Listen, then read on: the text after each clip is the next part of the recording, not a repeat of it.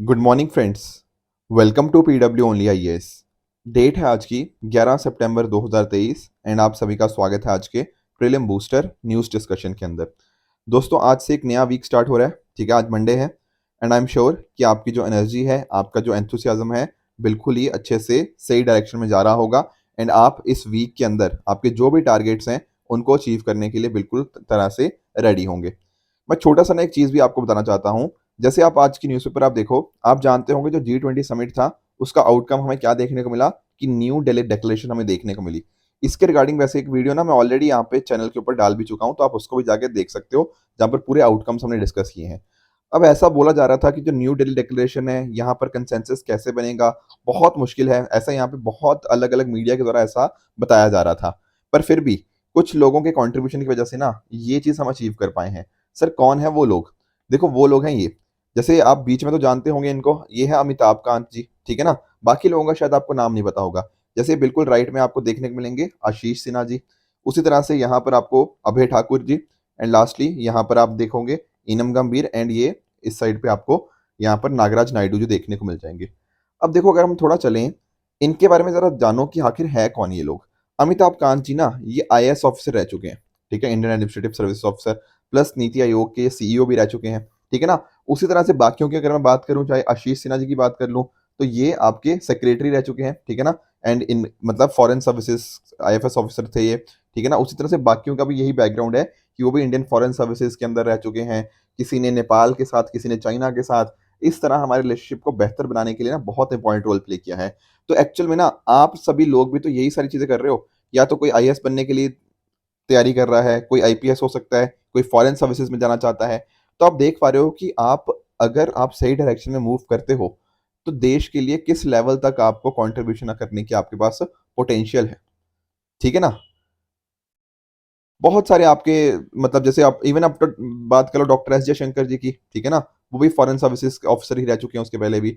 तो आप नोटिस कर पा रहे हो कि बीइंग जिस लाइन में आप मूव कर रहे हो ना, अगर आप अपने एफर्ट्स को सही डायरेक्शन में डाल देते हो, तो डेफिनेटली आपका करियर आपके लिए तो अच्छा होगा ही होगा। आपके साथ ही साथ पूरी कंट्री के लिए भी ना आप बहुत सारे अपलॉड्स और अपनी कंट्री को बहुत आगे लेकर जा सकते हो, जैसा कि इन सभी ने किया भी है। ठीक है फ्रेंड्स, तो आई होप इस मंडे के दिन, इस नई वीक की शुरुआत के दिन, आप सभी के लिए एक बहुत इंपॉर्टेंट मोटिवेशन की तरह ये एक्ट किया होगा एंड आप अपने गोल्स को लेकर बहुत ज़्यादा कमिटेड होंगे। ठीक है फ्रेंड्स, तो चलिए स्टार्ट करते हैं आज की डिस्कशन। मेजर बात तो देखो आज की न्यूज़पेपर में यही है, कहीं ना कहीं G20 की बातें करी गई हैं, जो हम ऑलरेडी ना डिस्कस कर चुके हैं। आप उस वीडियो को देखना, आपको चैनल पे मिल जाएगी, जहां पर हमने की टेकअवेज की बात करी है कि ये जो G20 का सेशन था, इससे हमें क्या की टेकअवेज हैं। वहां मैंने ज़्यादातर ये सारी बातें कर ही दी थी। ठीक है, तो चलो एक आगे चलते हैं अगले टॉपिक्स की तरफ। यहाँ पर हमें एक डिस्कशन करना है, एक थोड़ी दुखद खबर है विद रिगार्ड्स टू मोरक्को। देखो, मोरक्को में क्या हुआ है ना, मोरक्को में आया है अर्थक्वेक। इस अर्थक्वेक की वजह से ना जो लोगों की डेथ है वो 2100 से भी ज़्यादा लोगों की डेथ हो चुकी है, और इससे भी कहीं ज़्यादा लोग जो हमें घायल देखने को मिलते हैं, 2400 से भी ज़्यादा लोग हमें घायल देखने को मिलते हैं। अब यहाँ पर ना हमें कुछ चीज़ें समझनी है। क्या चीज़ें? पहली बात तो हमें जाननी है मोरक्को की लोकेशन, क्योंकि लोकेशन हमारे लिए बहुत बहुत ज़्यादा इंपॉर्टेंट हो जाती है। तो यहाँ पर आप नोटिस करो, ये अफ्रीकन कॉन्टिनेंट की मैं बात कर रहा हूँ, ये रहा आपका मोरक्को, ठीक है ना। ध्यान रखने वाली बात यह है कि मोरक्को दो कंट्रीज के साथ अपना बॉर्डर शेयर करता है। एक हो गया इसके वेस्टर्न साइड पे अल्जीरिया, और सदर्न साइड पे आपको वेस्टर्न सहारा यहाँ पे देखने को मिलता है। ठीक है, तो ये इंपॉर्टेंट बातें आपको पता होनी चाहिए। साथ में ही यहाँ पर ना एक इंपॉर्टेंट स्टेट है, ठीक है ना। इस स्टेट का मुझे नाम आप लोग बताओगे कि स्टेट ऑफ जी से नाम शुरू होता है, तो इसका नाम आप बताना, स्टेट ऑफ व्हाट। साथ में ही ये किसको कनेक्ट करता है? यहाँ पे अटलांटिक ओशन एंड साथ साथ इस साइड आपका मेडिटेरियन सी यहाँ पे आपको देखने को मिल जाता है, तो ये आपको पता होना चाहिए। साथ में ही यहाँ पर आपको एटलस माउंटेन्स भी देखने को मिलती हैं। तो ये कुछ इंपॉर्टेंट चीज़ें हैं जो मोरक्को के रिगार्डिंग आपको पक्का ही पक्का पता होनी चाहिए। चलो ठीक है सर, ये बात तो हमें थोड़ा पता लग गया। अब यहाँ पर हुआ पता क्या है, ये देखो ये वाला जो एरिया है अल हौज प्रोविंस जो है ना, यहाँ पे ये माराकिश एक ना, एक एक्चुअल में ना, यहाँ पे आप समझना इस बात को, माराकिश अपने आप में ना एक बहुत ही इंपॉर्टेंट हिस्टोरिक सिटी है।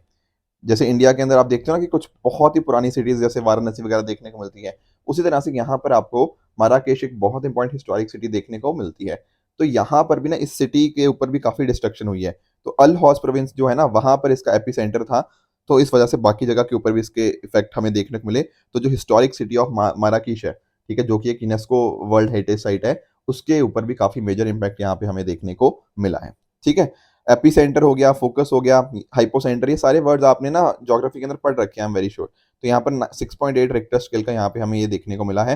ठीक है? इसके अलावा अगर आप नोटिस करो तो ये तो हमने चलो डिस्कस कर ही लिया। अगर हम थोड़ा डिस्कस करें, ये मैं बात कर रहा था मैराकिश की, ठीक है ना, जो बेसिकली हिस्टोरिक यूनेस्को की वर्ल्ड हेरिटेज साइट है, वहाँ पर इस तरह की डिस्ट्रक्शन देखने को मिली। तो ये भी ध्यान रखना कि यूनेस्को की ये वर्ल्ड हेरिटेज साइट है। कल को यूपीएससी ये भी क्वेश्चन आपसे पूछ सकता है। अब यहाँ पर आपके दिमाग में आएगा कि सर यहाँ पे आखिर अर्थक्वेक आया क्यों? हमने ज्योग्राफी में पढ़ रखा है कि जब कहीं ना कहीं जो प्लेट बाउंड्रीज होती हैं वो यहाँ पर टकराती हैं, तब यहाँ पे अर्थक्वेक आते हैं। बिल्कुल हम यही पढ़ते हैं। तो यहाँ पर भी एक्चुअल में यही हो रहा है। यहाँ पे आप नोटिस करना, ये हमारा अफ्रीकन प्लेट है, ठीक है ना, और ये ऊपर वाली आपकी यहाँ पे यूरेशियन प्लेट है। तो जब अफ्रीकन प्लेट और यूरेशियन प्लेट इस तरह से आपस में टकराएंगी तो अर्थक्वेक को आएगा ही, ठीक है ना। तो क्या इस बार भी इस वजह से आया है? देखो एक्चुअल में रीजन इसका ये भी है, पर अगर आप थोड़ा इसको और डिटेल में अगर आप समझोगे ना, तो यहाँ पर पता क्या हुआ है, जो आपकी एटलस माउंटेन्स हैं वहां पर इसके रिगार्डिंग कंसर्न्स इस बार ज्यादा देखने को मिले हैं। सर वो कैसे? यहाँ पर इस बार हमें देखने को मिली है ऑब्लिक स्लिप फॉल्ट। अब फॉल्ट के बारे में आप जानते होंगे। फॉल्ट क्या होता है? एक तरह का फ्रैक्चर होता है, ठीक है ना, दो रॉक्स के बीच में फ्रैक्चर या जोन ऑफ फ्रैक्चर को यहाँ पे हम फॉल्ट बोलते हैं। तो यहाँ पर ऑब्लिक स्लिप फॉल्ट ये क्या चीज होती है? देखो यहाँ पर पता क्या होता है, जो दो ब्लॉक्स होते हैं ना, वो बिल्कुल अपोजिट डायरेक्शन में मूव करते हैं। जैसे फॉर एग्जाम्पल ये पहला ब्लॉक है, मान लो ये दूसरा ब्लॉक है। पहला ब्लॉक मूव कर रहा है इस साइड, दूसरा ब्लॉक मूव कर रहा है इसकी बिल्कुल अपोजिट साइड। पहला ब्लॉक जा रहा है ऊपर वाली साइड, दूसरा ब्लॉक जा रहा है बिल्कुल नीचे वाली साइड। तो ये जो मूवमेंट होती है इसको बोलते हैं ऑब्लिक स्लिप फॉल्ट। तो ये यहाँ पर मेजर कारण रहा है। यहाँ पे जो एटलस माउंटेन्स थी वहां पर हमें ये कंसर्न देखने को मिला, जिस वजह से ये चीज हमें यहाँ पे देखती हुई अर्थक्वेक इतना भयंकर देखने को मिला है। एक्चुअल में अगर आप नोटिस करोगे ना, ये बिल्कुल पास में तो है इस प्लेट बाउंड्री के, पर नोटिस करना यहाँ पर अर्थक्वेक उतने भी फ्रीक्वेंट नहीं है। ठीक है? एक्चुअल में ना बड़े अर्थक्वेक्स यहाँ पे ज्यादा आते नहीं। 1960s के टाइम के ऊपर एक बहुत बड़ा अर्थक्वेक हमें यहाँ पे देखने को मिला था। उसके बाद से हमें बहुत बड़ा कोई अर्थक्वेक देखने को नहीं मिला। पर ये जो अभी आया है 2023 के अंदर, जिसका 6.8 रिक्टर स्केल पे देखा गया है, इसने बहुत मैसिव यहाँ पे डिस्ट्रक्शन करी है। तो हमें इसकी लोकेशन पता होनी चाहिए, कहाँ पर है, कौन सी बाउंड्रीज को टच करता है, ठीक है ना। ये सारी आई होप आपको इन्फॉर्मेशन अच्छे से समझ आ गई होगी। अगले टॉपिक की तरफ चलते हैं, that is SGB scheme, sovereign gold bond scheme. ये हमें पढ़ना है। आज से ना 15 तारीख तक, यानी कि अगले 5 दिनों के लिए आपकी सॉवरेन गोल्ड बॉन्ड जो है उसके सब्सक्रिप्शन आप ले पाओगे। सर क्या चीज़ है ये सॉवरेन गोल्ड बॉन्ड? मैं आपको ना समझाने की कोशिश करता हूँ, बाकी कंटेंट तो बहुत ईजी है, उसको तो आप समझ ही जाओगे। देखो आप समझने की कोशिश करो, जैसे मान लो सोना है, ठीक है ना, गोल्ड है आपके पास, ठीक है। अब पता क्या होता है, बहुत सारे लोग ना इंडिया में सोना खरीदते हैं। एक चलो पहनने का शौक है, ज्वेलरी का पर्पस है, वो तो है ही है, पर उसके अलावा आप लोग भी, जैसे अपने पेरेंट्स को आप इमेजिन करना, उनके पास भी शायद ना तिजोरी में कहीं पर थोड़ा बहुत गोल्ड रखते हैं। जनरली इंडियन हाउस होल्ड के अंदर ये चीज़ हमें देखने को मिलती है। अब आप सोचो, हमने क्या किया, हमने सोना खरीद के रख लिया। क्यों खरीद लिया? मान लो हम कह रहे हैं कि यार आज इसका दाम है 50,000, हमें लगता है कि इसका ना 2-4 साल बाद या 10 साल बाद इसका दाम 70,000 हो जाएगा। तो काफी सारे लोग इस तरह से ना सोना खरीद के रख लेते हैं कि कल को महंगा हो जाएगा तो उसको बेच देंगे या कुछ भी करेंगे, पर इस तरह से वो सोना खरीद के रख लेते हैं। इससे दिक्कत पता क्या आती है? इससे दिक्कत बहुत सारी आती है। एक तो देखो आप लोग भी थोड़ा टेंशन में रहते हो कि यार कहीं सोना चोरी ना हो जाए, ठीक है ना। ऊपर से सरकार को टेंशन रहती है। क्यों? क्योंकि सोना जब इतनी ज्यादा डिमांड में करेंगे लोग, तो सरकार को क्या करना पड़ेगा? सरकार को बहुत सारा सोना इंपोर्ट करना पड़ेगा, तो सरकार का इंपोर्ट बिल भी बढ़ रहा है, ठीक है ना। तो इस तरह से बहुत सारे कंसर्न होते हैं। ऊपर से आपने क्या किया, तो सोने को अपनी तिजोरी में बंद कर लिया है। जब भी कोई पैसा या जब भी कोई चीज आपकी तिजोरी में चली जाती है, तो इकोनॉमी के अंदर तो वो कंट्रीब्यूट कर नहीं सकती। तो यहाँ पर क्या हुआ है ना, सरकार ने ये सारी चीजें समझी और इस वजह से ना एक सॉवरेन गोल्ड बॉन्ड ले आए। ये कुछ नहीं है, ध्यान से समझना, ये है एक कागज का टुकड़ा, ठीक है। इसकी इंपॉर्टेंस क्या है? देखो ये कागज के टुकड़े की ना उतनी ही वैल्यू है जितनी आपकी सोने की वैल्यू है। जैसे मान लो पहले क्या करते थे, आप सोने में इन्वेस्ट करते थे। अब सरकार ने बोला नहीं, आप सोने में इन्वेस्ट मत करो, ये कागज में इन्वेस्ट करो। ये कागज की जो वैल्यू है ना, वो सोने की ही वैल्यू है। जैसे एग्जांपल समझाता हूँ। पहले मान लो 10 ग्राम आपका सोना था 50,000 रुपए का। अब आप पता क्या करोगे, 10 ग्राम का ही मतलब एक कागज का टुकड़ा खरीद लोगे। इस कागज के टुकड़े की वैल्यू उतनी ही होगी जितनी 10 ग्राम सोने की है। मान लो ये है 50,000 रुपए, ठीक है ना। अब इसके बाद पता क्या होगा, आप ये 50,000 रुपए का कागज खरीद लोगे, ये कागज आपके पास पड़ा रहेगा। फिर आप जब मान लो 8 साल बाद लेट से इसकी वैल्यू हो जाती है 70,000 रुपए, तब पता क्या होगा, तब ये कागज की वैल्यू जो 50,000 का आपने खरीदा था, उसकी वैल्यू भी 70,000 हो जाएगी। तो यहाँ पे आपने नोटिस किया सरकार ने पता क्या किया, ये जो गोल्ड के फिजिकल गोल्ड के सारे डिसएडवांटेजेस थे ये खत्म हो गए। अब क्योंकि इंपोर्ट तो करना नहीं पड़ रहा, सिर्फ कागज का टुकड़ा ही है और आपको भी टेंशन नहीं है ज्यादा, ठीक है ना। तो इस तरह से सरकार क्या कोशिश कर रही है कि ये जो गोल्ड के रिगार्डिंग कंसर्न है इसको रिजॉल्व कर पाए। अब देखो एक तो बेनिफिट पता क्या हुआ है लोगों को कि 50,000 वाला कागज 70,000 रुपए का हो गया। इसको बोलते हैं क्या, हमें कैपिटल गेन देखने को मिला, ठीक है ना। तो अच्छी बात है, लोगों को फायदा हो गया। पर लोगों को और अट्रैक्ट करने के लिए सरकार पता है यहाँ पे क्या करती है, सरकार यहाँ पे कुछ बेनिफिट्स देती है। वो क्या होता है कि आपने लेट से 50,000 रुपये इन्वेस्ट किया है ना, तो आपको हर साल इसके ऊपर 2.5% इंटरेस्ट मिलेगा हर एनम, ठीक है ना। और इसको इंटरेस्ट को पे किया जाएगा साल में 2 बार। तो कितना इंटरेस्ट कितना मिल रहा है आपको, 2.5% का एक साल के अंदर, जिसको पे किया जा रहा है साल में 2 बार। तो एक तो आपका हो गया कैपिटल गेन, जो आपका 50,000 रुपए की वैल्यू 70,000 होगी, तो कैपिटल गेन हो गया, गोल्ड की वैल्यू बढ़ गई। दूसरा क्या आपका फायदा हो गया, आपको हर साल कुछ ना कुछ इंटरेस्ट मिलना है, ये आपको फायदा हमें देखने को मिल जाता है। तो यहाँ पे आप देखना एक मिनिमम कितनी वैल्यू आपको डालनी होगी, कम से कम आपको 1 ग्राम के मल्टीपल्स में आप डाल सकते हो। मैक्सिमम एक इंडिविजुअल के लिए लिमिट है 4 किलो। जो HUF होते हैं, हिंदू अनडिवाइडेड फैमिली, उसकी भी लिमिट मैक्सिमम 4 किलो ही है। उसी तरह से ट्रस्ट हो गया या बाकी और इस तरह की एंटिटीज के लिए 20 किलो तक की लिमिट हो सकती है। इंटरेस्ट कितना पे होगा, 2.5% पर एनम। ध्यान रखना जो आप इंटरेस्ट आपके मिल रहा है ना, इसके ऊपर आपके जो टैक्स है वो लगेगा, ठीक है। जो भी इनकम टैक्स एक्ट के हिसाब से वो टैक्स आपको लगता रहेगा। इसका टाइम पीरियड कितना होगा, देखो टाइम पीरियड होता है इसका 8 साल का, पर आप 5 साल के बाद, 6 साल के बाद, 7 साल के बाद इसका एग्जिट ले सकते हो। तो दो तरह से आप पैसे कमा रहे हो, एक है आपका 50,000 वाली चीज 70,000 हो रही है, इसको बोलेंगे कैपिटल गेन। कैपिटल गेन के ऊपर कोई भी टैक्स नहीं लगता, वेयर एज जो आपको इंटरेस्ट मिल रहा है साल दर साल, इसके ऊपर टैक्स लगेगा। समझे दो बात। तो पैसा कैसे कमा रहे हो, एक कैपिटल गेन से, एक इंटरेस्ट से। जो कैपिटल गेन से पैसा आ रहा है उसके ऊपर टैक्स नहीं लगता, इंटरेस्ट वाले पैसे के ऊपर टैक्स आपका लगेगा, ठीक है। ये सॉवरेन गोल्ड बॉन्ड तो आप समझ गए होंगे किस तरह से है। इन बॉन्ड को इशू कौन करता है, हमारा reserve bank of India on behalf of government of India. तो ये कुछ चीजें आपको यहाँ पे पता होनी चाहिए, ठीक है ना। तो कंटेंट तो हम समझ ही गए, ठीक है ना। 2015 में इसको लाया गया था, इस तरह से कोशिश करी गई थी ताकि ये सारी चीजें को हम जो दिक्कतें आ रही हैं उनको रिजॉल्व कर पाए। एक यूपीएससी ने 2016 में क्वेश्चन भी पूछा था, एक बार ट्राई करना इसको, ठीक है ना। मुझे कमेंट्स में बताना इसके आपके हिसाब से इसका सही आंसर क्या होना चाहिए। नेक्स्ट टॉपिक की तरफ चलते हैं, that is pearl millet cultivation zone in India. देखो पहले तो आप समझो कि आखिर मिलेट्स क्या होते हैं। देखो मैं थोड़ा आपको ना मिलेट्स के बारे में आपको बताने की कोशिश करता हूँ। जैसे आपने ना इन सभी का नाम सुना होगा, सर किन सभी का, जैसे आपका जवार, बाजरा, रागी, इस तरह से आपने इन सभी का नाम यहाँ पे सुना होगा। तो इन सभी को क्या बोलते हैं, आपके मिलेट बोलते हैं। मिलेट कुछ नहीं होता, आपकी जो ग्रास क्रॉप्स ही होती हैं जिनके यहाँ पे सीड्स को आपको यूज किया जाता है, जैसे ह्यूमन फूड के लिए या और पर्पसेस के लिए। इसके अलावा भी होते हैं, ठीक है। ज्वार बाजरा रागी तो मैंने कुछ नाम बताए, इसके अलावा बहुत सारे आपके होते हैं, ठीक है ना। तो यहाँ पर ना मिलेट्स के बहुत सारे फायदे हैं। सर किस तरह के फायदे, देखो आप सोचो जो मिलेट्स होते हैं उनको ना बहुत ज्यादा रिसोर्सेज नहीं चाहिए। मतलब अगर मान लो मिट्टी आपकी बहुत ज्यादा फर्टाइल नहीं भी है, तब भी उसके अंदर आप इन सभी को ग्रो कर सकते हो। Plus at the same time बहुत ज्यादा पानी या बहुत ज्यादा बारिश भी इनको नहीं चाहिए। तो कई बार जगह पे हमें देखने को मिलता है ना कि पानी की कमी है, तो वहां पर आप इन सभी को बड़े आराम से ग्रो कर सकते हो। बहुत ज्यादा गर्मी हो जाए उस सीजन में भी ये सर्वाइव कर जाएंगे। अदरवाइज आप जैसे सोचो ना, जैसे आप चावल के साथ कंपेयर करो, चावल को पानी भी बहुत सारा चाहिए, चावल को अच्छी सॉइल भी चाहिए, जूट के लिए भी सेम चीजें हैं। तो यहाँ पर ना ये सारी क्रॉप्स क्या होती हैं, बहुत ही इंटेंसिव होती हैं, ठीक है, रिसोर्स इंटेंसिव होती हैं। यहाँ पर मिलेट्स के अंदर ऐसा कुछ भी नहीं है, मिलेट्स बिना इसके भी ग्रो हो जाएंगे। तो जो इकोलॉजी है ना उसके लिए बहुत बेनिफिट्स हैं मिलेट्स के।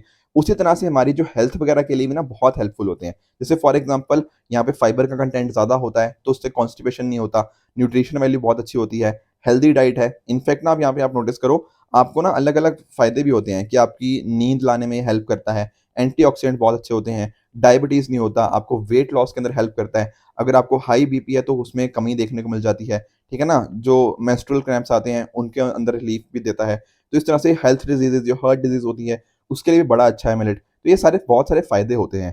तो सरकार ना कोशिश कर रही है कहीं ना कहीं इनको प्रमोट करने की, इसी वजह से जो 2023 है ना उसको इंटरनेशनल ईयर ऑफ मिलेट्स भी यहाँ पे बोला गया है। पर एक्चुअल में ना अगर जो हमारी नई रिसर्च आ रही है उस हिसाब से अगर आप नोटिस करोगे, उन्होंने नई रिसर्च के अंदर ये चीज पाई कि आजकल हो रहा है हमारे यहाँ पे क्लाइमेट चेंज, और क्लाइमेट चेंज की वजह से ना एग्रीकल्चर के ऊपर हमारा नेगेटिव इंपैक्ट पड़ रहा है। वो कैसे, मैं आपको एग्जांपल समझाता हूँ।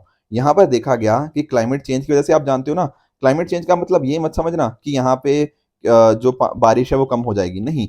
कुछ जगह पे बारिश का मतलब हैम्पर हो जाती है। किसी जगह पे हो सकता है बारिश कम पहले नहीं होती थी, अब बहुत ज्यादा बारिश होने लग जाए। किसी जगह पे हो सकता है अचानक फ्लड्स आ जाए, किसी जगह पे हो सकता है ड्रॉट्स आ जाए। तो सारी चीजें पॉसिबल है क्लाइमेट चेंज से। तो यहाँ पर पता क्या हुआ है, क्लाइमेट चेंज से देखा गया कि गुजरात के कुछ एरियाज के अंदर ना बारिश बहुत ज़्यादा बढ़ गई।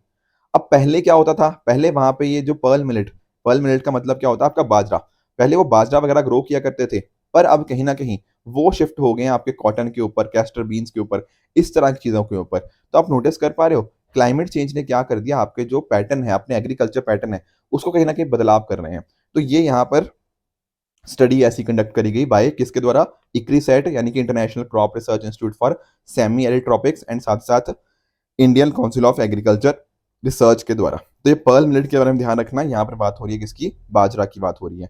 इसके अलावा इन्होंने नोटिस किया कि जैसे एरिड राजस्थान हो गया, ठीक है, वहाँ पे 400 mm से भी कम बारिश होती है, सेमी एरिड रीजन हो गया। इस तरह से इन्होंने डिफरेंट डिफरेंट रीजन को स्टडी किया, तो अकॉर्डिंगली इन्होंने ये चीज़ नोटिस करी कि यहाँ पे कल्टिवेशन जोन यहाँ पे रिवाइज करने पड़ेंगे, यहाँ पे चीज़ें बदल रही हैं क्योंकि यहाँ पे क्लाइमेट चेंज हो रहा है। आई होप आप मिलेट्स भी समझ गए होंगे एंड कैसे क्लाइमेट चेंज का इंपैक्ट आ रहा है वो भी आप समझ गए होंगे। नेक्स्ट टॉपिक की तरफ चलते हैं, that is doctor Varghese Kurien के बारे में जान लेते हैं। देखो वीकेंड के बारे में, इनके वीकेंड के ऊपर इनके बारे में कुछ आर्टिकल्स आए थे, तो थोड़ा इनके बारे में जान लेते हैं। एक्चुअली इनकी डेथ को ना अभी हमारे 11 साल हो गए हैं, ठीक है ना, तो इसलिए थोड़ा इनके बारे में थोड़ा बेसिकली पढ़ लेते हैं। देखो एक्चुअल में अगर आप नोटिस करो तो यहाँ पर इनको बोला जाता है क्या, father of white revolution. White revolution या फिर इसको आप ऑपरेशन फ्लड भी कह सकते हो, ठीक है ना। आप में से बहुत सारे लोगों ने ना ग्रीन रेवोल्यूशन के बारे में सुना होगा, ठीक है ना, पर शायद व्हाइट रेवोल्यूशन भूल गए होंगे। व्हाइट रेवोल्यूशन के अंदर क्या होता है ना, आपकी जो दूध है, जो मिल्क है, उसके यहाँ पे प्रोडक्शन को कई गुना यहाँ पे इंक्रीज किया गया। इंडिया को ना यहाँ पे दुनिया के सबसे बड़े मिल्क प्रोड्यूसिंग नेशंस के अंदर लाने का जो काम था, वो यहाँ पर डॉक्टर वर्गीस कुरियन जी की उनकी लीडरशिप के अंदर ही हमें यहाँ पे देखने को मिला। एक्चुअल में क्या होता था ना, पहले मान लो जैसे हमारे किसान थे, किसान कह लो या जो दूध बेचने वाले थे, उनको ना बड़ी दिक्कतें आती थी। कैसी दिक्कतें, कि बीच में जो इंटरमीडिएरीज होते थे, सारा पैसा कहीं ना कहीं वो खा जाते थे, ठीक है ना, इनको कुछ फायदा नहीं होता था। तो ऐसे टाइम के ऊपर इन्होंने बोला कि यार आप लोगों की ना बार्गेनिंग पावर कुछ खास नहीं है, आप सभी लोग इकट्ठे आओ। बेसिकली कोऑपरेटिव्स की बात करी गई इन्होंने, ठीक है ना। तो जो कोऑपरेटिव्स है, जैसे अमूल कोऑपरेटिव मूवमेंट है, उसके अंदर जो अमूल ब्रांड है उसके सक्सेस के अंदर इनका बहुत बहुत इंपॉर्टेंट रोल रहा। जो आप सुनते हो ना एनडीडीबी के बारे में, एनडीडीबी क्या है, नेशनल डेयरी डेवलपमेंट बोर्ड, इसके यहाँ पे ये चेयरमैन थे। एंड उस टाइम के ऊपर इन्होंने ऑपरेशन फ्लड को रन किया एंड अकॉर्डिंगली यहाँ पर मिल्क की प्रोडक्शन को इम्प्रूव करने के लिए, जो मिल्क के अलग अलग ना जो पूरी सप्लाई चेन है उसको यहाँ पे एस्टेब्लिश करने के लिए, हमारे जो इस सेक्टर के अंदर लोग काम कर रहे हैं, जो दूध बेचते हैं, उनकी यहाँ पे बार्गेनिंग पावर को इम्प्रूव करने के लिए, उनकी यहाँ पे जो आमदनी थी उसको यहाँ पे बढ़ाने के लिए, यहाँ पर इन्होंने बहुत ज़्यादा इंपॉर्टेंट रोल प्ले किया। ध्यान रखना ऑपरेशन फ्लड के बारे में, यूपीएससी ने प्रीलिम्स के अंदर भी, इनफैक्ट मेंस के अंदर भी इनके ऊपर क्वेश्चन पूछ रखा है कि डिफरेंट रेवोल्यूशंस जो इंडिया के अंदर हुई, तो वहां पर आप डेफिनेटली इसका भी यहाँ पे ये चीज बताओगे। इनफैक्ट ना 26 नवंबर को हर साल इनका जन्मदिन होता है, उस दिन को हम नेशनल मिल्क डे के नाम के ऊपर भी सेलिब्रेट करते हैं। तो ये कुछ चीजें आपको पता होनी चाहिए। अमूल के रिगार्डिंग इनका बहुत इंपॉर्टेंट रोल रहा, ठीक है ना। तो इनको पद्म श्री, पद्म भूषण हो गया, पद्म भूषण हो गया, इस तरह के डिफरेंट डिफरेंट ऑनर्स भी यहाँ पे इनको मिले, तो थोड़ा सा इनके बारे में हमने जान लिया, ठीक है ना। एक्चुअली मेंस के लिए भी इंपॉर्टेंट है क्योंकि वहां पर भी हमारा एक टॉपिक आता है इंपॉर्टेंट साइंटिस्ट ऑफ इंडिया, ठीक है, रेवोल्यूशंस के रिगार्डिंग भी आता है, वो एग्रीकल्चर के अंदर भी यूपीएससी ऑलरेडी क्वेश्चन पूछ चुका है। एक छोटा सा और टॉपिक है, that is India and Bangladesh MOU. देखो किसी ने ना कमेंट सेक्शन के अंदर मेरे से पूछा था कि आखिर सर ये एमओयू क्या होता है, आप इतनी बार बोलते हो। देखो एमओयू मैं थोड़ा बता देता हूँ। MOU is memorandum of understanding, ठीक है, पर इसका मतलब क्या है। देखो होता क्या है ना, मान लो कुछ पार्टीज हैं, मान लो दो पार्टीज हैं, एक पार्टी ए और एक पार्टी बी, इनके बीच में ना एक तरह का यहाँ पे एग्रीमेंट हो गया। क्या एग्रीमेंट हो गया, कि हाँ यार हम किसी चीज को लेके ना, किसी पर्टिकुलर चीज के ऊपर एग्रीमेंट करते हैं, हमारी अंडरस्टैंडिंग उस चीज के रिगार्डिंग बन चुकी है। अब होगा क्या, अभी क्या है, अभी एक बस एक फाउंडेशन बनी है, ठीक है ना, अभी एक बेसिकली फाउंडेशन बनी है। आने वाले टाइम के अंदर हम पूरे फुल फ्लेज्ड कॉन्ट्रैक्ट से फुल फ्लेज्ड एग्रीमेंट्स कर सकते हैं। अभी बेसिकली ना एक प्रिलिमिनरी, मतलब एक बेसिक लेवल के ऊपर हमारे बीच में एक एग्रीमेंट बन चुकी है। जैसे कई बार होता है ना कि दो मान लो बिजनेस पार्टनर्स हैं, उन्होंने स्टार्टिंग कर दी है अपने टॉक्स की कि हाँ हम इस डायरेक्शन में मूव करना चाहते हैं, कर रहे हैं, ठीक है। जब कहीं ना कहीं उसको पूरा फाइनलाइज हो जाएगा तो हम प्रॉपर उसको कॉन्ट्रैक्ट, प्रॉपर एग्रीमेंट बना लेंगे, पर स्टार्टिंग चीज के अंदर ना एक बेसिक अंडरस्टैंडिंग बनाने के लिए एमओयूज को साइन किया जाता है। अब ये गवर्नमेंट्स के बीच में भी होता है, कई बार एनजीओ के बीच में भी हो जाता है, ठीक है ना। इसी तरह से बाकी जो आपके बिजनेस पार्टनरशिप उनके बीच में भी हो जाता है। ध्यान रखने वाली बात ये है कि जो एमओयूज होते हैं वो लीगली बाइंडिंग आपके नहीं होते, ठीक है, क्योंकि अभी एग्रीमेंट नहीं ना हुआ, अभी बस बेसिकली एक बेसिक अंडरस्टैंडिंग बनी है, तो इसलिए लीगली बाइंडिंग नहीं होते। ये चीजें आपको समझनी है। तो अभी क्या हुआ है, इंडिया और बांग्लादेश के बीच में भी ना 3 एमओयूज हमें देखने को मिले हैं, तो इस वजह से इनके दोनों के कंट्रीज के बीच में जो रिश्ते हैं और भी बेहतर हो गए हैं। जैसे फॉर एग्जांपल एग्रीकल्चर के रिगार्डिंग हम कॉपरेशन के लिए हमारा जो Indian council of agriculture research है एंड इस तरह से बांग्लादेश एग्रीकल्चर रिसर्च काउंसिल, इनके बीच में एमओयू साइन हुआ है कि हम रिसर्च को बढ़ाएंगे। कल्चर एक्सचेंज की बात करी गई है, ठीक है ना, कि यहाँ पर आपके यूथ, स्पोर्ट्स, मीडिया, इन सभी चीज़ों के अंदर हम कॉपरेशन इंक्रीज करेंगे। एंड फाइनेंशियल टाइज, जैसे फॉर एग्जांपल आपका एनपीसीआई हो गया और बांग्लादेश बैंक हो गया, इनके बीच में एमओयू हुआ है, तो वहां पर भी टेक्नोलॉजी को यूज किया जाएगा। साथ में हमारे जो रुपए के जो कार्ड्स होते हैं, रुपए प्रीपेड कार्ड्स हो गया, वो वहां पर एक्सेप्ट किए जाएंगे बांग्लादेश के अंदर भी, तो ये भी चीज़ हमारे यहाँ पे बढ़ रही है। क्रॉस बॉर्डर रेमिटेंसेज, बहुत सारे लोग हैं जो बांग्लादेश के इंडिया के अंदर काम करते हैं, ठीक है ना, तो वो भी अपने घर के पैसे भेज पाएंगे यूजिंग दीज यूपीआई, ठीक है ना, क्यूआर कोड्स के माध्यम से। तो ये कुछ इंपॉर्टेंट चीजें थी जो हमें इंडिया बांग्लादेश के एमओयूज के रिगार्डिंग पता होनी चाहिए थी। अब आज के डिस्कशन के बेसिस के ऊपर मैं कुछ क्वेश्चन दे रहा हूँ। लास्ट टाइम सीआरआर पढ़ा था, एक क्वेश्चन मैंने उसका भी दे दिया आपको, ताकि ये भी आप ट्राई कर पाओ, ठीक है, फिर इसको अकॉर्डिंगली कल डिस्कस कर लेंगे।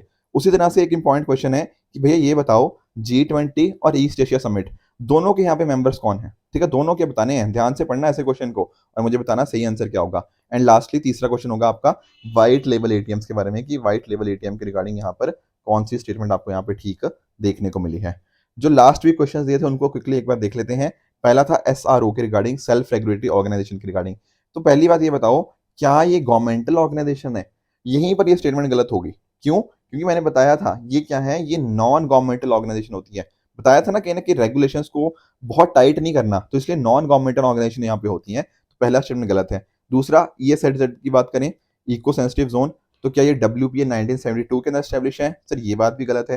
क्यों? क्योंकि हमारा जो EPA है, एनवायरमेंट प्रोटेक्शन एक्ट 1986 का, उसके अंतर्गत यहाँ पे इनको स्टैब्लिश किया गया था। तीसरा बात कह रहा है EEF की, ईस्टर्न इकोनॉमिक फोरम की, तो क्या ये 2015 में स्टैब्लिश हुआ? ठीक है, ताकि फॉरेन इन्वेस्टमेंट लेकर आई जा पाए, कहाँ पर? रशिया के फार ईस्ट रीजन के अंदर। ये स्टेटमेंट आपकी करेक्ट हो जाएगी। उसी तरह से अगर मैं बात करूं, ठीक है ना, यहाँ पे आपको मैंने कुछ 2 क्वेश्चन और दिए थे, वो किसके रिगार्डिंग थे? आपके रूल 267 और साथ साथ रूल 176 के रिगार्डिंग। इसको एक बार समझ लेते हैं। देखो, जब मैं बात करता हूँ ना, एक्चुअली क्या हुआ था, आई थिंक 1-1.5 महीने पहले की बात है, कि सरकार के और ऑपोजिशन के बीच में एक द्वंद था। वो चाहते थे कि एक्चुअली मणिपुर के ऊपर डिस्कशन हो, तो मणिपुर के ऊपर जो डिस्कशन होगा, तो ऑपोजिशन चाह रहा था कि वो रूल 267 के अंतर्गत हो, वेरस जो सरकार कह रही थी वो बोल रही थी कि 176 के अंदर हो। थोड़ा समझते हैं इनको। एक्चुअल में क्या था ना, रूल 267 के अंदर क्या होता है, कोई भी जैसे राज्यसभा का मेंबर है, वो चेयरपर्सन को नोटिस इशू कर सकता है कि उसको किसी चीज के ऊपर डिस्कशन चाहिए। तो ये बात अपने आप में बिल्कुल करेक्ट है। तो यहाँ पर क्या होता है, जो आपके राज्यसभा मेंबर्स हैं, ठीक है, वो क्या कर सकते हैं, कहीं ना कहीं जो भी हाउस का प्री डिसाइड एजेंडा है, ये बड़ा इंपॉर्टेंट वर्ड है, जो पहले से आपने डिसाइड कर रखा है क्या डिस्कस होगा, उसको यहाँ पर हटाकर आप इस चीज को डिस्कस करोगे, ठीक है ना। ये बताता है कि एक्चुअल में ना जो मुद्दा है वो बहुत ही इंपॉर्टेंट, कोई नेशनल इशू की हम यहाँ पे बात कर रहे हैं, जिसका हमारी सरकार के रिगार्डिंग, हमारे पूरे देश के रिगार्डिंग बहुत इंपॉर्टेंट यहाँ पे उसका कंसर्न होना चाहिए। तो इसलिए नॉर्मल एजेंडा को यहाँ पे कैंसिल किया जाता है, उसकी जगह के ऊपर इसके ऊपर मूव किया जाता है। वेरस जो हमारी, मैं आपको जो बता रहा था कि जो हमारी सरकार की बात कर रहा था, तो सरकार क्या चाह रही थी, रूल 176 के अंदर डिस्कशन करना। अब ये क्या होता है, ये एक्चुअल में होता है, देखो, शॉर्ट डिस्कशन की बात होती है, शॉर्ट ड्यूरेशन डिस्कशन की।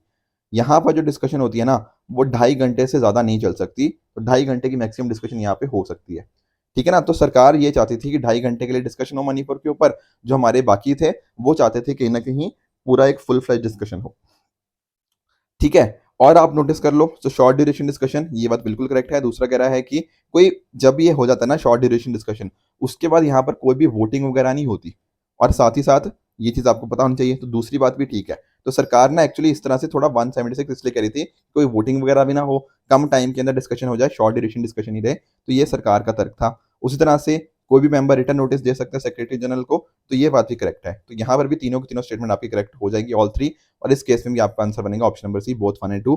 आई होप 267 भी और 176 भी दोनों आपके रिवाइज हो गए होंगे। अगर आपको इस लेक्चर की पीडीएफ चाहिए तो आप हमारे Telegram channel PW only official पे जाके इस लेक्चर की पीडीएफ को एक्सेस कर सकते हो एंड अपनी प्रिपरेशन को और भी बेहतर बना सकते हो। तो आई होप आज का सेशन आप सभी को अच्छे से समझ आया होगा। इसी तरह से आप भी अपने एंड पे हार्डवर्क करते रहिए। Good bye and good luck.